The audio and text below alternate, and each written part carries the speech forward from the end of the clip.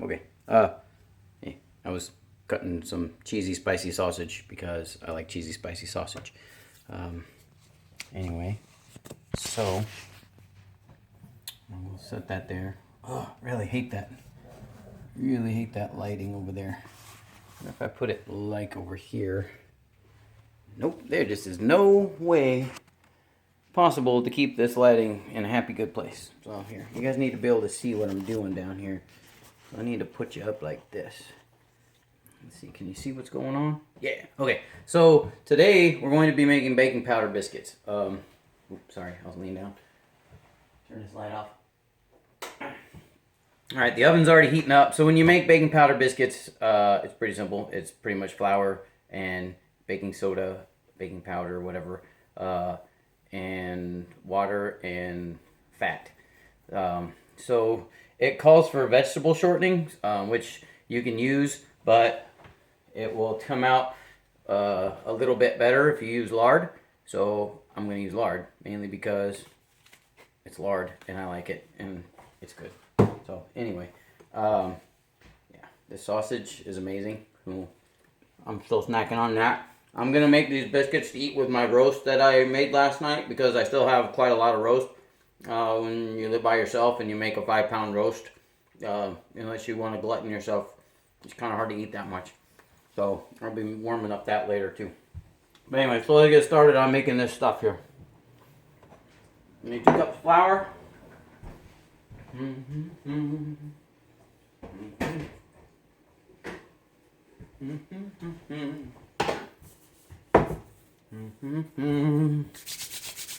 Make sure my hands are clean here. Flour, and salt, and then baking powder. Flour, salt, baking powder. Should be good. All right.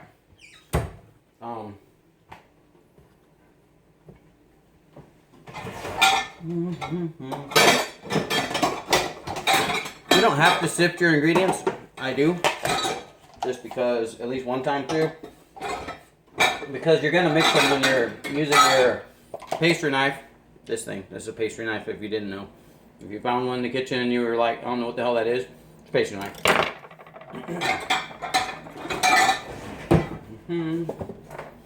Anyway, so you don't have to sift it. Really, Jared? You know that I'm live right now. You're calling me on the phone.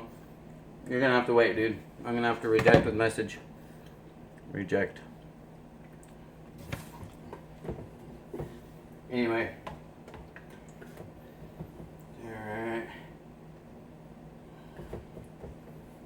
2 cups.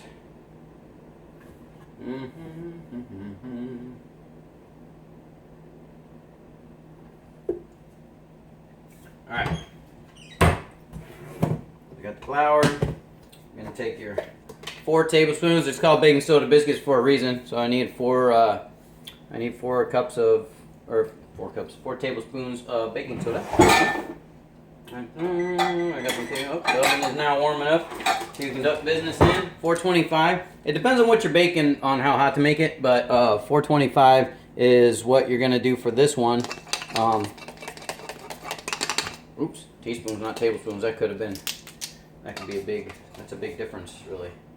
1. Now, the thing with baking, 2, 3, is baking is, like I think I've said before in my videos, baking is the science of cooking. So like people talk about the art of cooking and the science of cooking. Baking, you can really mess up if you're not direct with the ingredients and put in exactly what it says. I mean, as you get really experienced at it, you can make up your own stuff and kind of try that stuff. But it says a half teaspoon sounds good to me. If you're not familiar with baking, stick to the recipe and do exactly what it tells you on there. Make sure you read the whole recipe from start to finish, because sometimes it'll tell you something that might be real important later in the recipe that you might have wanted to know before you started. So always read the whole recipe before you get started, and make sure you have all the ingredients handy before you get started. Anyway, so I'm going to sift this once. You can sift it 2 or 3 times if you want, but usually you only do that with a cake.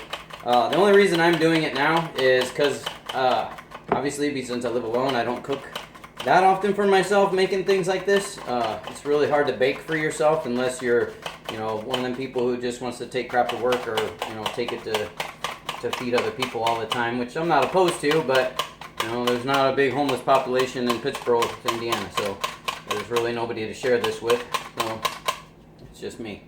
Anyway, so I zipped it one time. It's going to get mixed up when you're cutting in your lard and your fat and your vegetable shortening. And I do own vegetable shortening. It's in here. Look. I have it. I just don't use it often. Anyway, so that's it. So you're supposed to lube up some cake pans, and it's always good to lube things up real good before you are gonna use them, because a lack of lubrication can make your stuff not turn out right, and that probably did not come out very good now that I think about it. Alright, so we're going to rip this fat all open here. I'm not too worried about it. This is some lard that I had from making the pies and everything for pre-Thanksgiving pies, so lard doesn't go bad really. It says sell by April of 17, so I'm good. But I still want to use it up anyway. So you lube your pan up. When something says to grease the pan, you don't have to freaking, you're not going to the proctologist. You don't need to freaking put a whole dollop on your hand. You just need to make it shiny. You're just doing it enough to make the pan so that it doesn't stick. So rub your fingers to get a little bit on there. Maybe even break a little hunk off, and just rub it around in there. And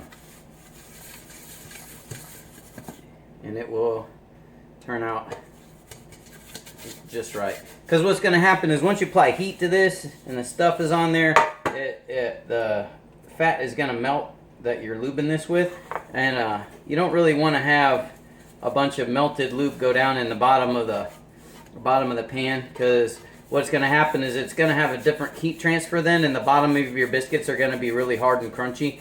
And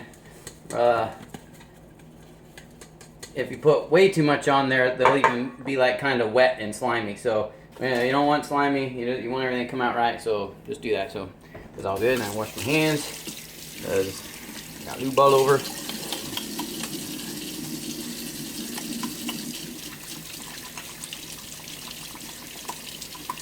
All right. So when you're making things, usually the leavening happens when the yeast and the sugar get together and they make their little happy chemical reactions and they start spitting off things. So when you're cooking with yeast, one, you want your yeast to be at room temperature. So if you don't use your yeast a lot, some people tell you to put it in the refrigerator. If you leave it in there too long, you're going to kill it and it's going to die, and that's not going to work anyway. So I would suggest not doing that, or buying little packets of yeast. But anyway, since this is a baking soda rising product, it's going to use baking soda and sugar instead. So I will get some sugar to put in here. Or baking powder, not baking soda. Sorry, I messed that up. Okay, and I need a half a cup of that and a tablespoon of sugar. All right. Tablespoon of sugar.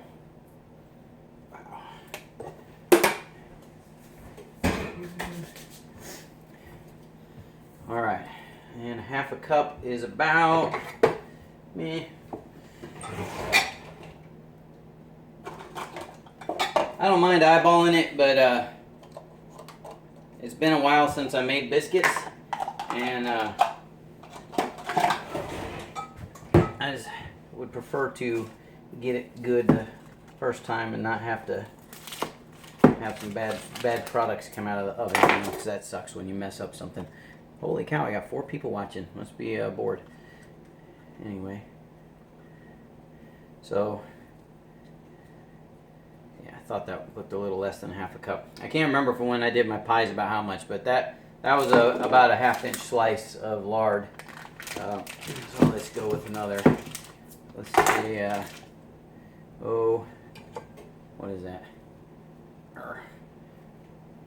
Perfect. That looks like perfect half a cup right there. All right, so It's about an inch off of a block if you buy the blocks of lard. And you're gonna get that out, and you're gonna just drop it right on in there. And again, hands are all lubey and greasy like that. You don't want to get that all over your pastry knife. And it's also like if you're cooking and other people are around, it's nice for them to see you wash your hands, so they don't think you're some disgusting person. And then if you got people that are like germaphobes, and hi kitty, what are you doing? Meow? Yeah. This ain't for you. Anyway, so if you have people that you're cooking for that are germaphobes and they like freak out because they don't think you're washing your hands and they think your kitchen's dirty or whatever, but it's, if they see you wash your hands a lot, it means a lot to them. So always looking out for those people.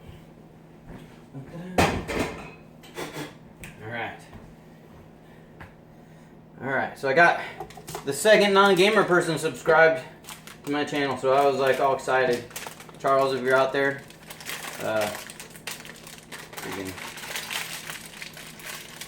saw that. I got the email today.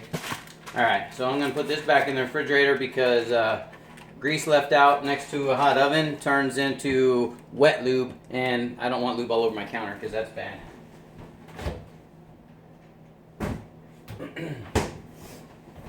All right, so take your pastry cutter. You can also do this with two butter knives. Like before, I was all sophisticated and everything, and somebody got me. Actually, I think somebody got me this at like the 99-cent store or Goodwill or something. I don't know, but until I had a pastry knife, I just used two butter knives or any kind of knife, the back of two forks, whatever. It all works. It's all good. But you can hear the bubbles in the fat popping right in there. It's kind of neat when you're pushing down on it. So anyway, when you know you're going to be doing this, you might want to warm it up first, or not necessarily warm it up because that's not good. But you want to take your fat or lard or grease, whatever you're using to make your biscuits with. You want to heat that up to room temperature naturally, just by leaving it out. So it's a little bit easier to work with. I'm having to get my hands in here a little bit more than I would like to. You can also cut it up into smaller pieces so that it's a little bit easier to work with when you get it in there. But I mean, pretty much I'm just in a hurry because I just got back from a run and I'm tired and I want to eat. And I figured, you know what would go really good with that deer meat is some nice homemade biscuits. My mom used to make biscuits all the time. She also made what's called drop biscuits, which I think did I make a video for that already? I don't know. This is my 22nd video, 21st video, something like that. I think this is 22nd video. So if you haven't subscribed to my channel yet, or you got friends, or maybe you want to give your wife a hint because she doesn't know how to cook, you could, you could say, hey, honey, subscribe to this dude's channel and go watch some of this. Hint, hint, you suck. That way, they can hear me say they suck and not you, because that's not good, because they're feeding you and you might get your food tampered with. So.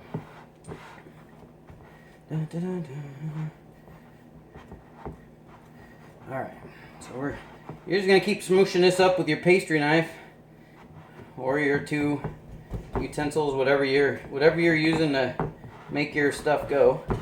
But you're going to do it till it resembles course meal, which is what the recipe says. So again, baking is science. That is the science of cooking. The art of cooking is like when I made my roast and I put all that good yummy stuff on there because I know I like that stuff, which I wish I had some mushrooms because I would have really liked to bake up some mushrooms in there.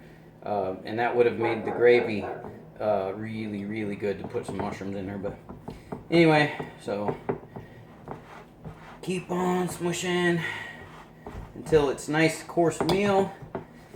And I still haven't figured out how to edit these videos yet to like cut pieces out. Every time I go on there to the video editor and it like tells me I can cut a slice out, it ends up cutting the entire video, so I just leave the whole video hung. So if you're watching video, I think it's like 19 or something, where I accidentally drop an F-bomb, sorry, I haven't figured out how to cut that out yet. So probably don't want your kids watching that, unless your kids know me and they know who I am and they know that occasionally I tend to curse, and don't worry about it. Alright. So it's kind of starting to stick together like course meal.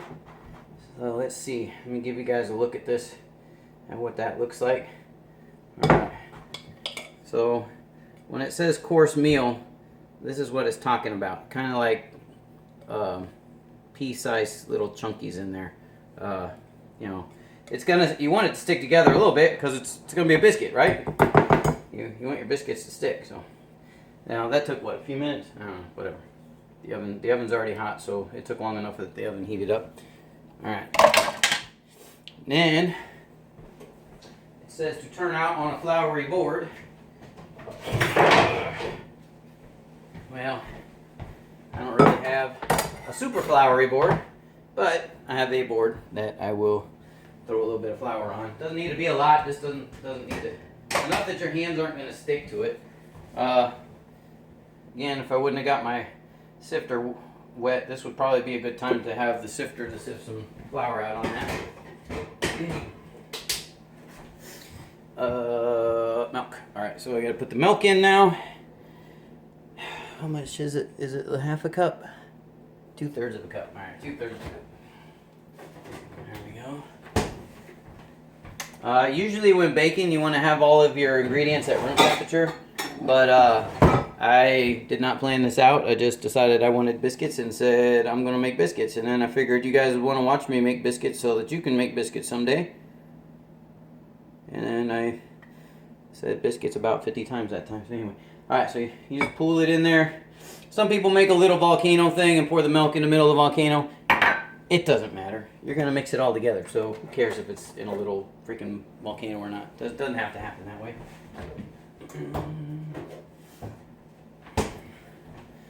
Alrighty. Okay, don't need that right now. What do I do with the spoon? Don't have one. Oh, when all else fails. That's why I got stuff over here. Alright. So you just mix it a little bit. It doesn't have to absorb all the milk right now because you're gonna need it. But you want it to not be sticky. Because if it's very sticky, it's going to be really hard to work with. So you just kind of keep working it away from the sides of the bowl, trying not to make a mess on the counter. If you do notice, I am a very clean cook. I don't screw up the counters and have a big giant mess everywhere, and I clean as I go. So that's always a good thing.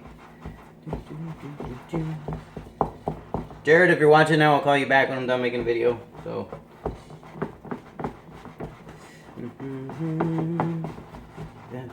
Alright, so it's sticking together just right. Look at that. So it's come together. It's not uber thick, but it's not sticking to the sides of the bowl anymore, so that's good. It's good enough. All right.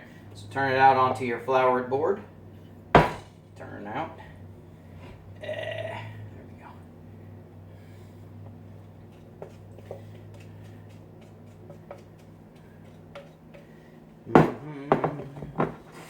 Alright. I've got that. I don't want to waste none. I don't want anything getting stuck in there. Alright, so you don't need to knead the snot out of this. You're just kneading it just enough. Just enough kneading to make sure all the ingredients have assimilated together properly. And what happens if you get a little rambunctious with it and you just go crazy kneading it like it's gonna be a loaf of bread or something like that, well, bad things are gonna happen because it's gonna taste well, no, it won't necessarily mess with the taste, but it's gonna be stiff. You're gonna have a very stiff roll because you got a little carried away and just, you know, over kneaded it. So you don't have to knead it super crazy. Can you see how my hands are working here? Let's see. Alright, so it's pretty simple. When you need something, you push down and out, down and out, down and out, like that, right? So you can pretend like, you know, rubbing your wife's back or something and, you know, rubbing that out. But you're not rubbing hard, right? You gotta rub, you don't need to knead it super hard. We're not trying to kill it. You don't need to whack it on the ground. Some people, you know, you see them there, slam the dough down. You do that when you have yeast breads. I do that with pizza dough. You want to do that with that kind of stuff because you got to get mean and angry with some dough that has some yeast in it. But, you know, stuff like this, it ain't gotta be, you don't have to get all crazy with it. You're just trying to fold it together, make it into a uniform, you know, glob. And that's not super sticky. And start getting a little too sticky, so I'm gonna loop there, put a little bit more flour on my hands here. There we go. Flour. Yeah, alright. Work that in there a little bit. Alright. So now, we got our little blob right there. And we're gonna get, where's he at? Where are you at? There we go. Rolling pin. I don't have to worry about a wife hitting me with one of these because this is my rolling pin. And we don't, you know, you don't have no friendly fire incidents in the house, so this is my rolling pin. Alright. And you just a little more flour because this stuff is, this is what happens when you use cold ingredients, by the way. So if you're following along at home, which hopefully none of you are doing, that was a terrible idea. I would not do that. But if you are following along at home, hopefully you kept some flour handy to work onto your biscuits with. Alright, so I'm patting it, and we don't need any little dough boogers anywhere. Alright, so we're going to get this about a 1/2 inch in thickness. And if it's not sticking to your rolling pin, then it's probably good. I would say you're doing all right. That's about a lumpy 1/2 inch, but you know, hey, lumpy space princess, right? Huh? Any Adventure Time fans out there? Yeah. All right. Anyway, where's my biscuit cutters? All right, let's get this out of the way. All right. So we get our biscuit cutters out. If you don't have biscuit cutters, it's supposed to be 2-inch rounds. What you can do is you can take a coffee cup, because a standard coffee cup is about 2 inches. So you can just make your dots of that, and you can have cookies, or you can use any old cup or glass. You know, that's about 2 inches. So you could, you know, use your Adventure Time cup, Jake, and you could cut out your biscuits. But somebody went to the trouble to buy me these little Happy Martha Stewart things. So you can be decorative and have the sexy little foily ones, or you can have smooth ones. I prefer smooth ones, really. I don't know why, I just do. It's my thing. So these go all the way up to 3 7/8. And why they are the strange sizes, I do not know. But 2 1/4 is the closest to a 2-inch that I got. Oops. Alright, so when you're cutting, you want to, just like if you've ever made cookies, you want to start from the outer edge of your dough and you want to work your way in, and you want to try to make as many out of it without having to, and you want them to touch in here, but you want to make as many out of it without having to re-roll it again. Because like I was saying, if you keep re-rolling your dough, it gets very dense, and then you have rocks, and people don't want to eat rocks. So you want to try to avoid handling it as much as you can. And like I said, granted, I know things happen and kids come in screaming or whatever, and you gotta take care of business or whatever. I don't care. It's your thing. But I'm just giving you advice. Don't have to take it. Don't care if you do. All right. Let's see.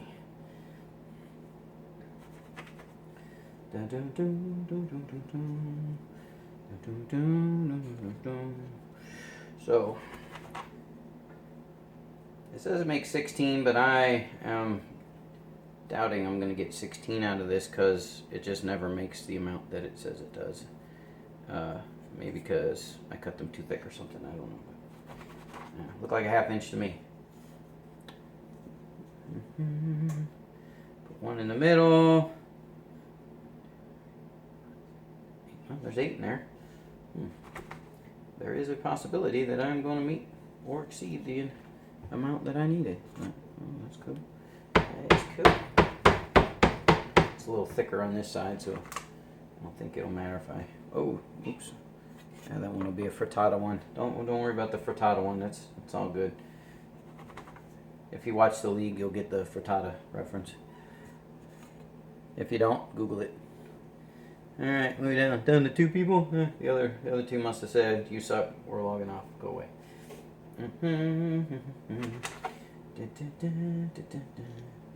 All right. Again, if I was making these for, I had company or something, I would make them pretty and put the little doily ones. I would kind of go out of my way to make them a little bit nicer because you always try to give company, the better things, better. Not like showing off, I guess, but I don't know. What did Jesus say? Don't assume the greatest seat. Go sit down at the lowest seat, and then get invited up to the table or whatever. So I don't know.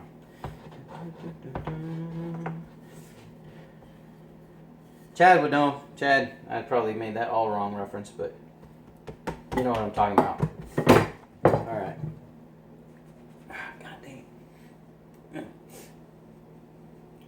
Sorry, nose is running. It's freezing cold out, and I just ran 4 miles, so I'm trying to not drip snot and sweat into my biscuits because that would be gross. Even though it's mine, just still not gonna go there. All right, so they're really starting to look kind of mangy right now.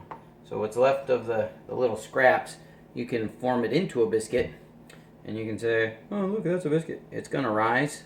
They're supposed to touch in the pan anyway, so it doesn't really matter. And like I said, since I'm making these for myself and nobody else is gonna share them with me, don't really care if they look pretty.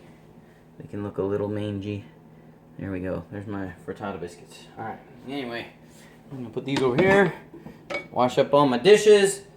These are gonna cook for about 15 minutes at 425. I'm gonna pop them out. I usually take pictures of the food since people have been asking what it looks like finished, and I post it on Facebook. So if you want to see what these look like when they come out, if I did a good job or if I totally flubbed them up and they don't come out so good, there'll be hockey pucks and me and the cat will play with them. All right. Peace. Have a good night.